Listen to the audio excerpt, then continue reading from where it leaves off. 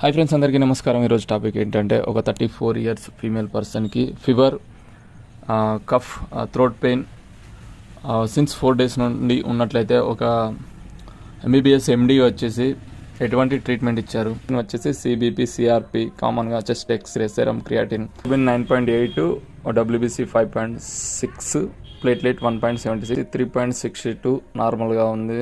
Serum, sodium, potassium chloride ఇవి కూడా border నార్మల్గానే ఉన్నాయి. నెక్స్ట్ వచ్చేసి చెస్ట్ ఎక్స్రేలో నో అబ్నార్మల్ డిటెక్టెడ్, అంటే